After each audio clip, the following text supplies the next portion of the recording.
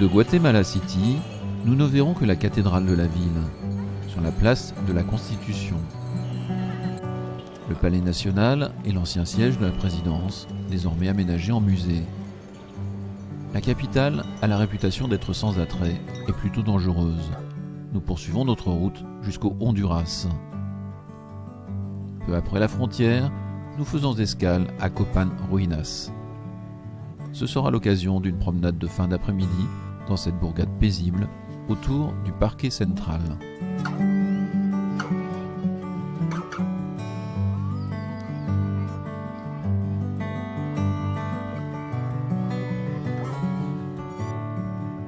Le site Maya de Copan est enfoui dans la végétation tropicale. Le sentier qui conduit aux ruines permet de découvrir quelques spécimens de la faune de la forêt.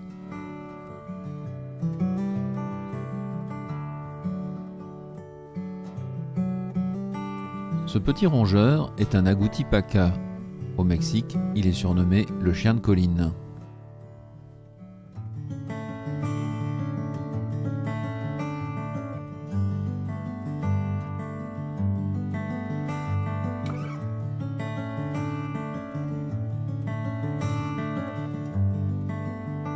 Les arbres à l'entrée du parc archéologique de Copan sont le repère des spectaculaires perroquets Ara.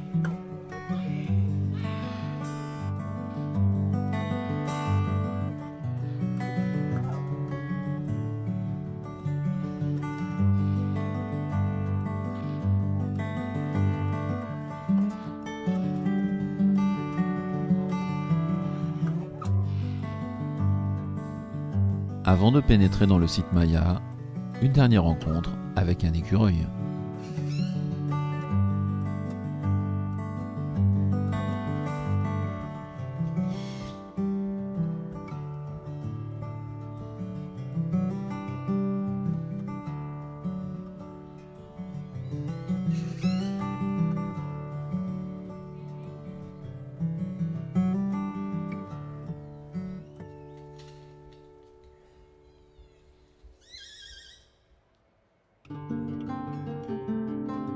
Notre visite du site Maya de Copan débute à l'Acropole, un ensemble de structures à destination rituelle.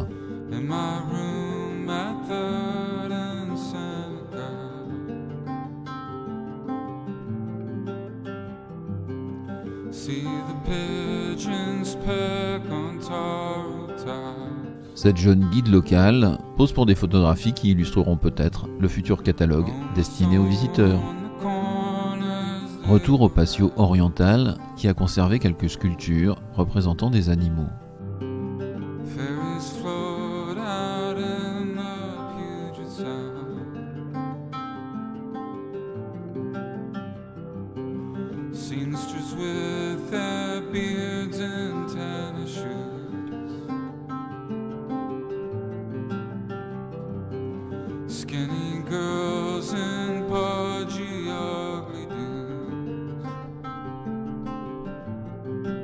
Dans la topographie maya, la pyramide correspond à une montagne, alors que la place est l'océan sur lequel flotte la terre.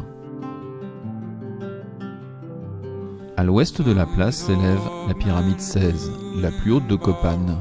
Elle est construite au-dessus du temple de Rosalila, une structure antérieure du VIe siècle, découverte il y a une vingtaine d'années seulement, lors du creusement d'un tunnel.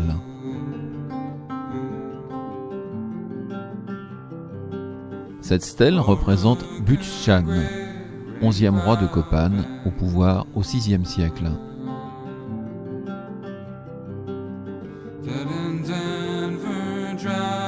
Sur cet autel sont figurés les 16 rois de la dynastie. Le fondateur transmet l'emblème du pouvoir au dernier roi de Copan. Le souverain tire ainsi son pouvoir de ses ancêtres, avec lesquels il communique directement.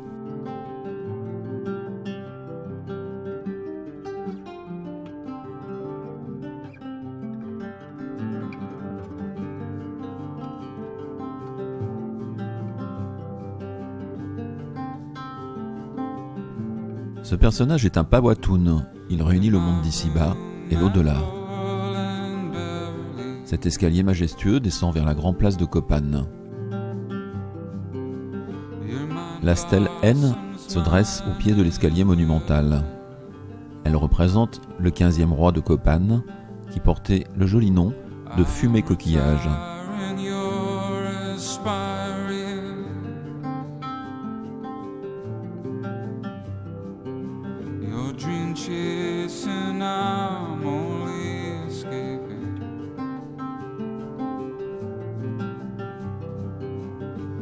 Blood orange LA, blood red Arizona.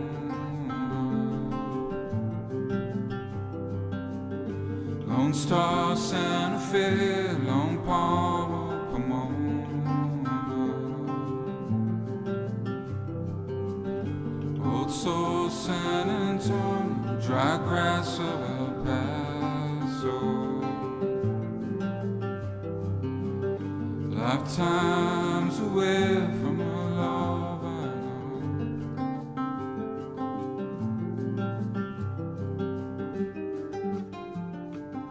Le terrain de jeu de balle est la dernière réalisation du grand roi de Copan, 18 Lapins.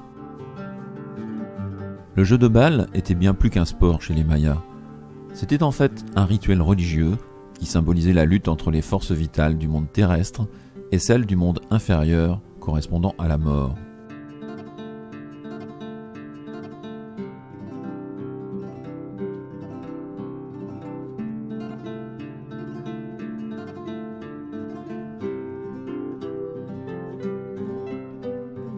Ce couple de jeunes mariés est venu se faire photographier sur le prestigieux site archéologique.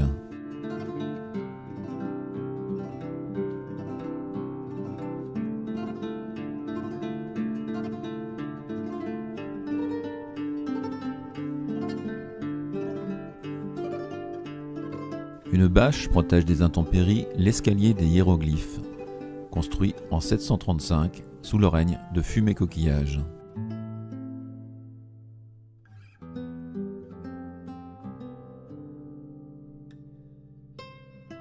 La stèle M représente Fumé Coquillage revêtu d'un manteau de plumes.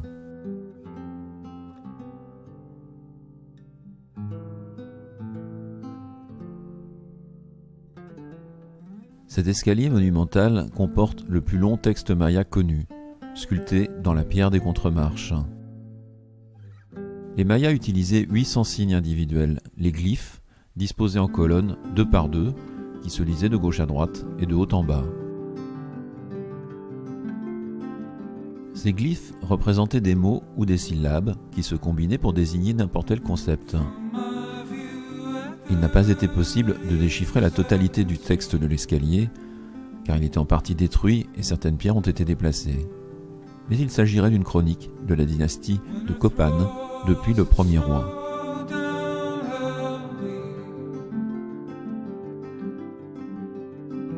Le temple 4 occupe le centre de la grande place de Copan, célèbre pour ses autels et ses stèles.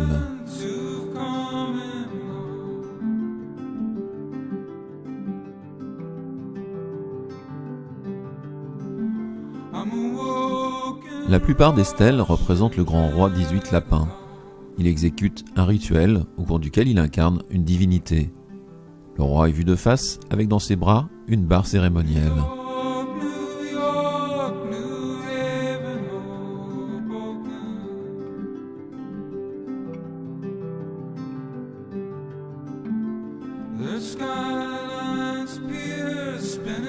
Les autels sont le plus souvent d'inspiration animale.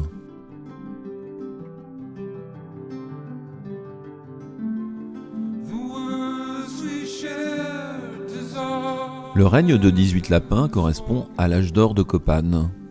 C'est à cette époque que le commerce s'est développé dans la région et que les temples ont proliféré. La population atteignit alors plus de 20 000 habitants, attirée par la prospérité de la ville et par les importantes fêtes rituelles organisées par le roi.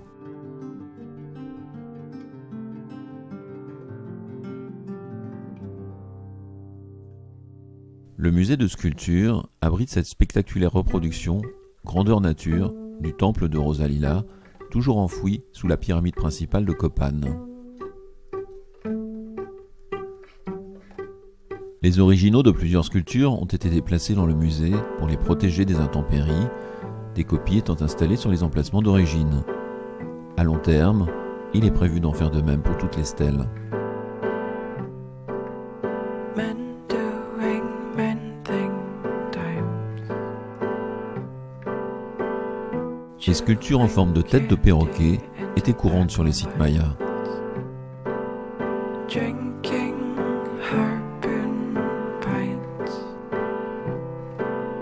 Tossing Un oiseau tenant en son bec un poisson jaillit de la tête de Tchak, le dieu de la pluie et de la fertilité.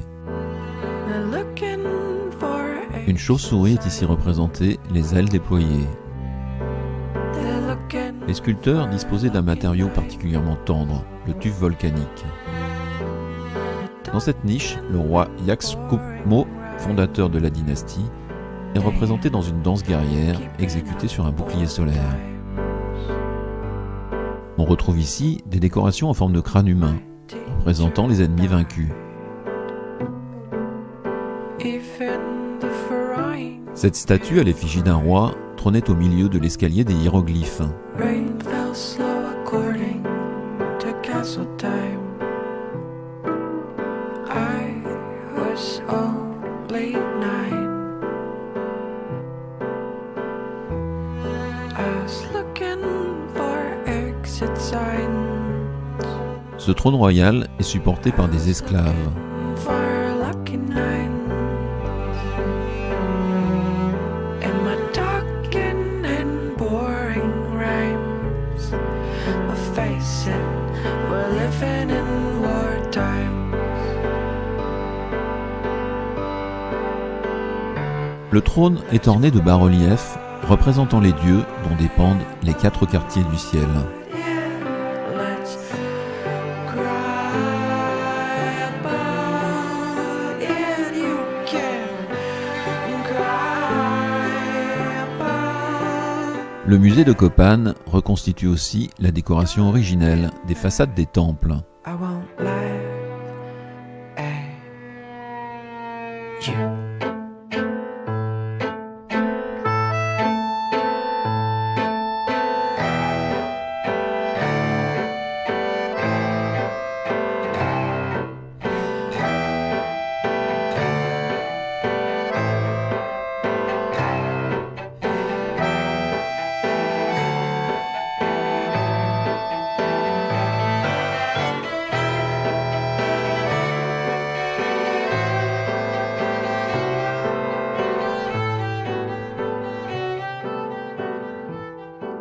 The river flows north and winds.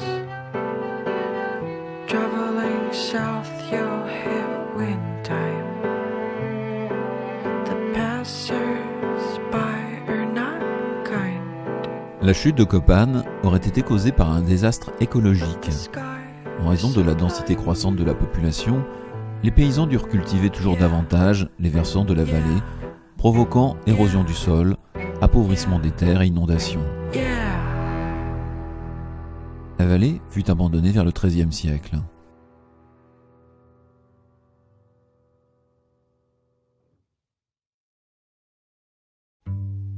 Nous quittons le Honduras pour revenir au Guatemala, sur les rives du Rio Dulce.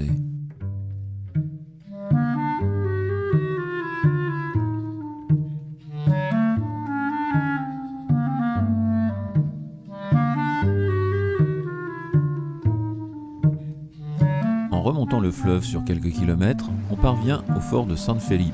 Porque no engraso los ejes me llaman a abandonar.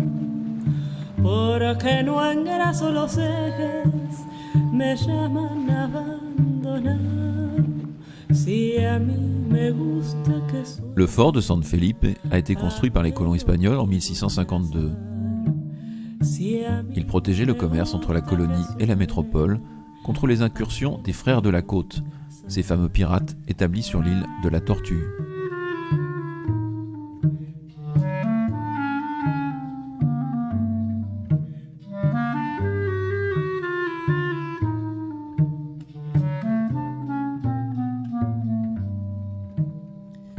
es demasiado aburrido seguir y seguir la huella. Es demasiado aburrido Le fort protégeait l'entrée du lac Izabal, la plus grande étendue d'eau du Guatemala avec ses 650 km². Après la disparition des pirates, la citadelle fut pendant quelques années transformée en prison, avant d'être abandonnée et de tomber en ruine.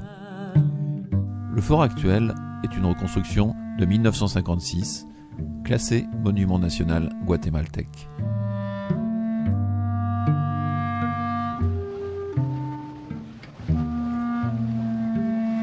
Les rives du Rio Dulce appartiennent au biotope de la forêt tropicale humide. Sur 7000 hectares s'étendent mangroves et lagunes où vivent de nombreuses espèces d'oiseaux, tels ces pélicans, et les toucans, perroquets et pivers.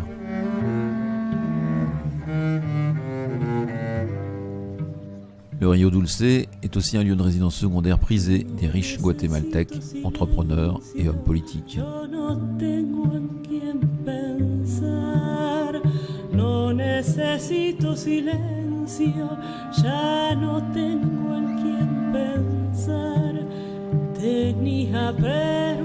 Les eaux du fleuve hébergeaient autrefois le lamantin, un mammifère marin aujourd'hui gravement menacé de disparition.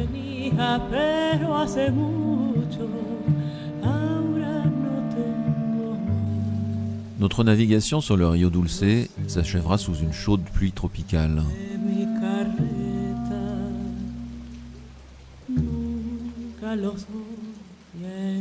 Un peu plus tard, parvenus à notre étape de Flores, les nuages donnant au coucher de soleil des teintes bicolores.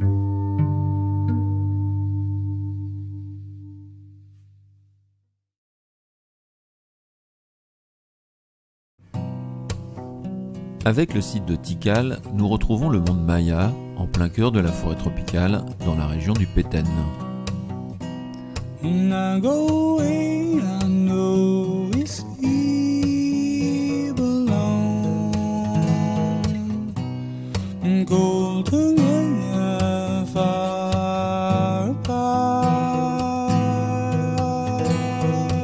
Le saïba était un arbre sacré pour les Mayas.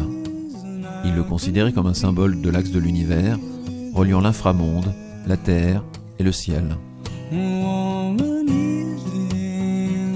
Des chemins tracés dans la jungle conduisent jusqu'aux ruines mayas.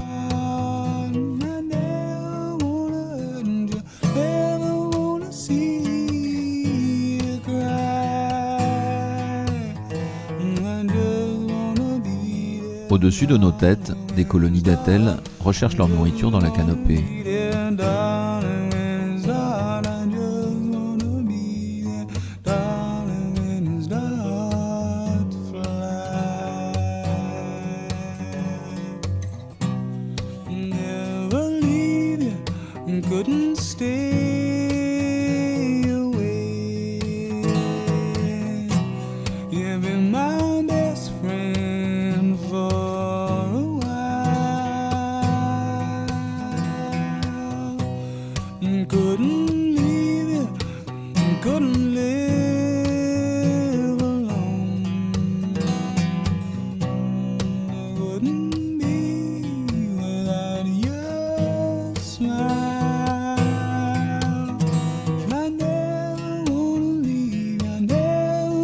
L'antique cité de Tikal est construite de pierres calcaires. Elle comprend des vestiges de temples, de palais royaux et de bâtiments administratifs. Nous abordons Tikal par l'acropole centrale. Les monuments, qu'on désigne sous le nom de palais, sont regroupés autour de plusieurs patios, reliés par des passages ou des escaliers.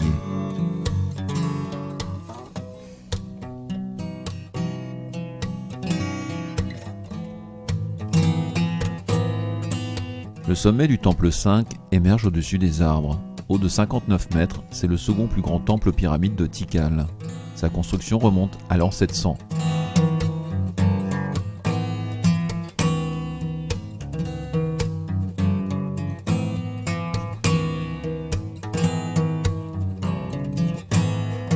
Cette voûte a conservé depuis le 8e siècle ses poutres originelles en bois de Campeche issus des marécages voisins. Les bâtiments de l'acropole centrale ont servi de résidence royale pendant plus de 500 ans, entre 350 et 850 après Jésus-Christ. La vision de la Grand Place est saisissante, avec de part et d'autre ces temples pyramides qui se font face. Le temple 1 est le monument emblématique de Tikal. Il est aussi connu sous le nom de temple de Akakao ou temple du Grand Jaguar. Bâti vers 734, ce temple de 47 mètres de haut se dresse sur un socle pyramidal à 9 degrés, couronné d'une crête faîtière.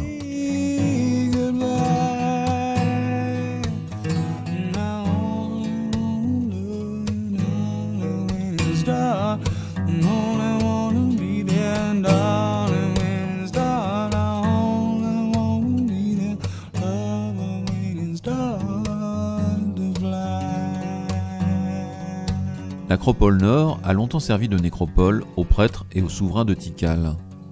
Dans l'une des sépultures, les archéologues ont découvert un masque de Chak, le dieu de la pluie.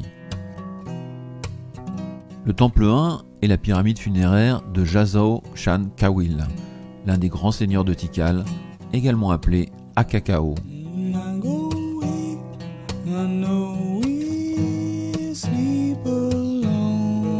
Le temple 2 occupe le côté ouest de la Grand Place. On le nomme aussi Temple des Masques. Il a été construit aux alentours de l'an 700 et il est dédié à l'épouse de Jasa Shan Kawil, la dame Lachan Unanmo. La terrasse du temple 2 ouvre une vue superbe sur l'acropole nord, la Grand Place et le temple de Akakao.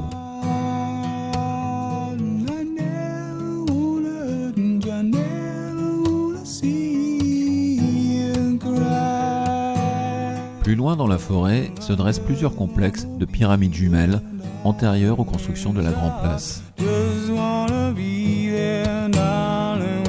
Ces fourmis atta, ou fourmis parasols, emportent sur leur dos des morceaux de feuilles. À l'intérieur de la fourmilière, ces feuilles seront hachées, puis imprégnées de salive et d'excréments. Sur la matière en décomposition, pousseront des champignons dont se nourrira la colonie.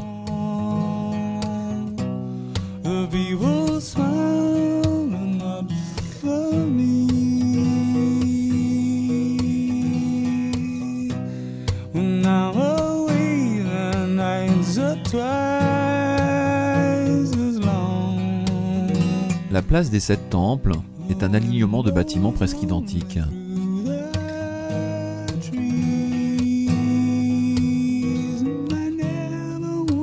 Les 7 temples font l'objet de fouilles qui devraient leur rendre leur apparence d'antan. Ainsi celui-ci a retrouvé une toiture de chaume.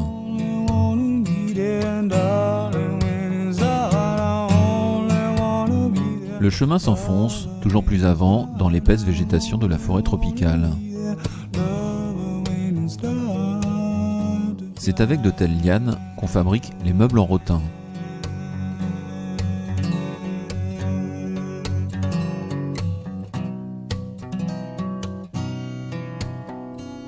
La pyramide 49 est surnommée Temple de Teotihuacan. Elle remonte au IVe siècle après Jésus-Christ.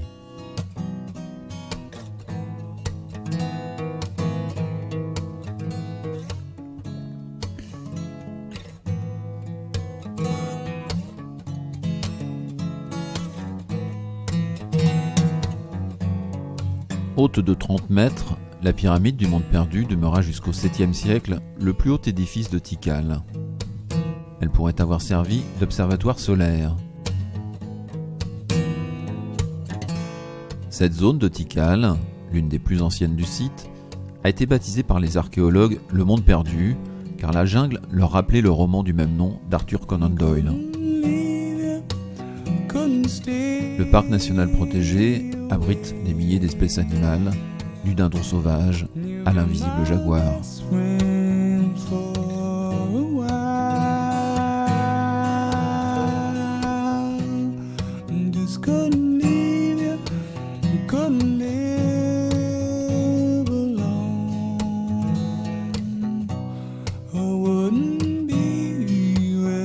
Haut de 65 mètres, le temple 4 est la plus haute structure précolombienne des Amériques.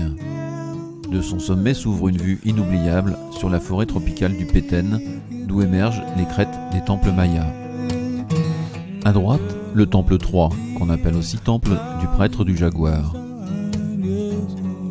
À gauche, les temples 1 et 2 se font face, de part et d'autre, de la Grand Place. De tous les sites découverts au cours de ce voyage en terre maya, Tikal est sans conteste le plus impressionnant, tant pour son extraordinaire situation au cœur de la jungle que pour la beauté de ses majestueuses pyramides. Nous quittons cette fois le Guatemala pour entrer au Belize.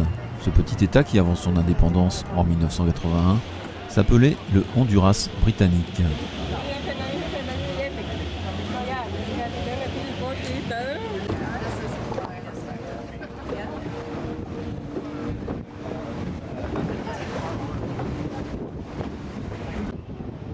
Nous quittons Belize City, la capitale, à destination de l'île de Caye Caulker.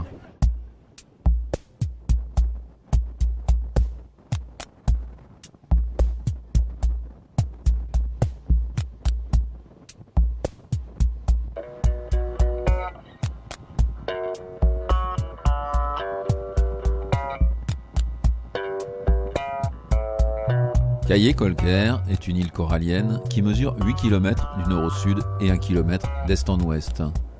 Elle compte environ 750 habitants.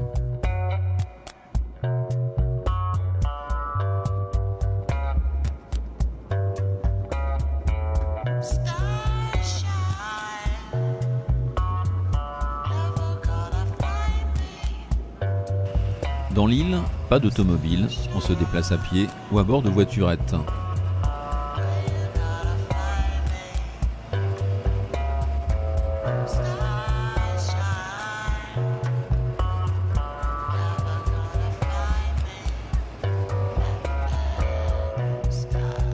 Caye Caulker est le point de départ d'excursions qui permettent de découvrir la deuxième plus grande barrière de corail du monde.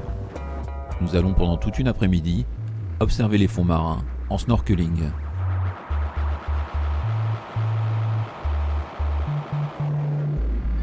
La découverte la plus mémorable restera Shark Ray Alley. Ce site est très fréquenté par les raies et aussi par les requins. Une fois sur place, notre pilote donne les consignes avant qu'on ne se jette à l'eau.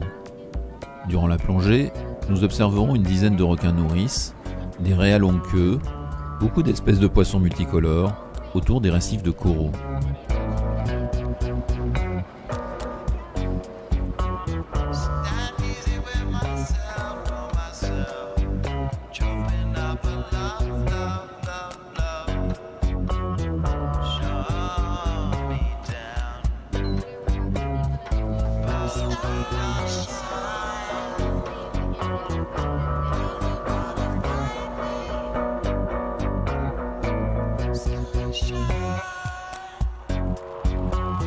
Caye Caulker contraste pour le meilleur avec les sites touristiques du nord du Yucatan, tels que Playa del Carmen ou Cancún. La petite île bélizienne est un havre de paix où nous saurions bien rester quelques jours de plus.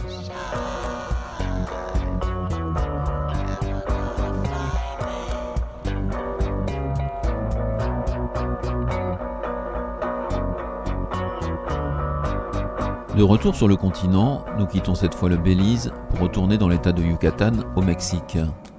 Ce soir, nous ferons étape au bord de la paisible lagune de Bacalar.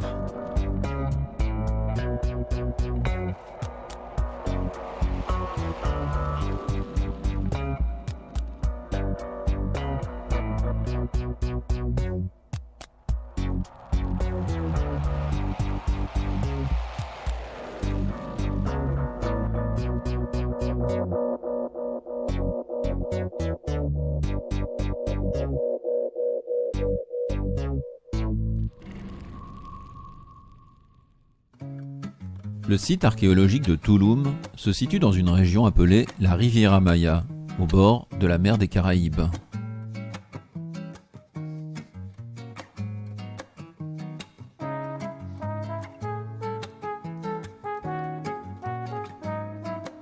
La majeure partie des vestiges visibles aujourd'hui datent de l'apogée de la ville au XIVe siècle. Summer child that sits by the water, weaving sunlight threads in his hands. Touloum était bâti sur le point le plus élevé de la côte et entouré de murailles défensives. La ville était stratégiquement placée pour être la plaque tournante du commerce maritime dans la région. You looked around you, nobody taken. Any notice of what you saw? Against the evening sky of formation. Le temple des fresques tient son nom de ses murs intérieurs peints qui représentent des êtres surnaturels vivant dans l'inframonde.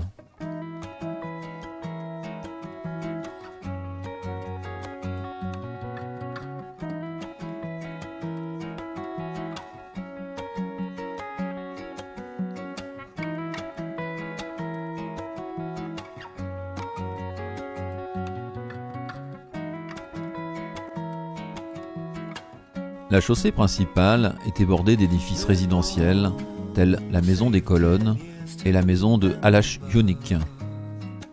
Live long, hold it in front of your eyes once more.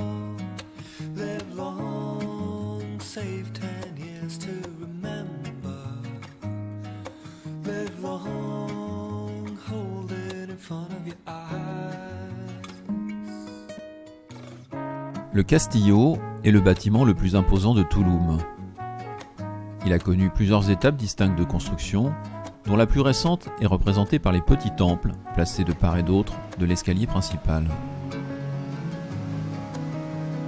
La plage aménagée en contrebas du Castillo est très prisée des touristes de la Riviera Maya, pour lesquels la visite des sites archéologiques se réduira le plus souvent à Chichén Itzá, qui fut le départ de notre voyage, et à Touloum, avec laquelle s'achève notre découverte des terres mayas.